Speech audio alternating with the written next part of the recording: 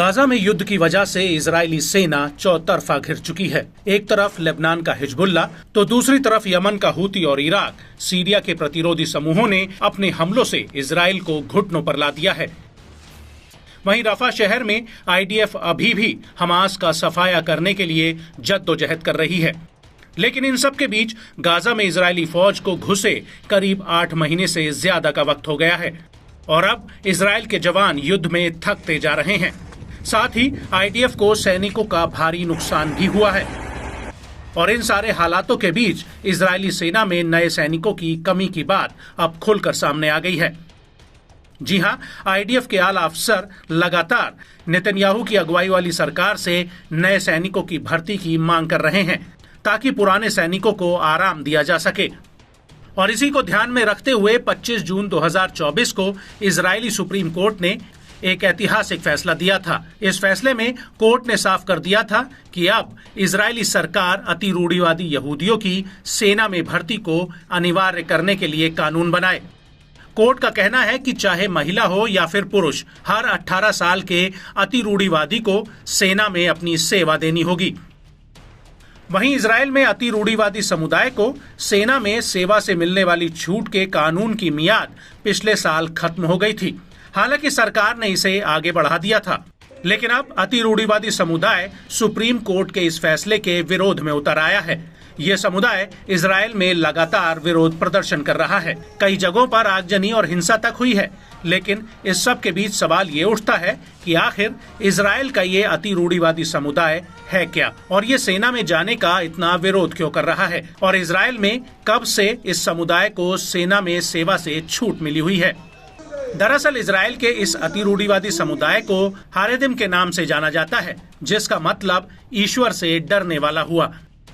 ये समुदाय हकीकत में धर्मनिरपेक्ष यहूदी संप्रभुता और सेना में सेवा करने की धारणा को नहीं मानता है। ये समुदाय मानता है कि यहूदियों के पवित्र ग्रंथ तोरहा को पढ़ना ही सर्वोच्च मूल्य है और तोरहा के ज्ञान की वजह से सदियों से यहूदियों का अस्तित्व बना हुआ है। और इजराइल की स्थापना से ही, यानी साल 1948 से ही इस समुदाय को सैन्य सेवा से छूट मिली हुई है। जब इजराइल बना था तो उस वक्त के पीएम डेविड बेन गुरियोन ने अति रूढ़िवादी के करीब 400 धार्मिक स्कूलों या धार्मिक सेमिनरियों को सैन्य सेवा में छूट दी थी और इस बात पर सहमति जताई थी कि भविष्य में उन्हें ये छूट मिलती रहेगी, जिससे वो इजराइल को एक धर्मनिरपेक्ष राज्य बनाने में मदद करेंगे। आपको बता दें कि इजराइल का ये अति रूढ़िवादी समुदाय काले और सफेद रंग के कपड़े पहनता है, जो अपने आप को ज्यादातर यहूदियों के धार्मिक कार्यों में लगा कर रखता है।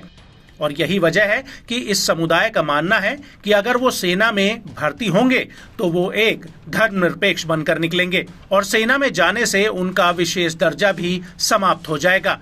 इसके अलावा वो जो काले और सफेद कपड़े पहनते हैं वो भी उनसे छिन जाएंगे और उन्हें सेना की खाकी वर्दी पहननी पड़ेगी।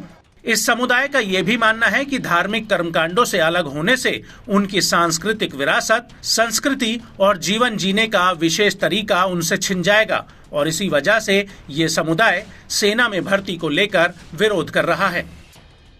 लेकिन अब इजराइल के सुप्रीम कोर्ट के फैसले से इस समुदाय की सैन्य सेवा अनिवार्य कर दी गई है। लेकिन सवाल ये उठता है कि आखिर जनसंख्या के हिसाब से इजराइल में इस समुदाय की कितनी आबादी है। तो आपको बता दें कि इजराइल की कुल आबादी में 13% इसी रूढ़िवादी समुदाय का हिस्सा है।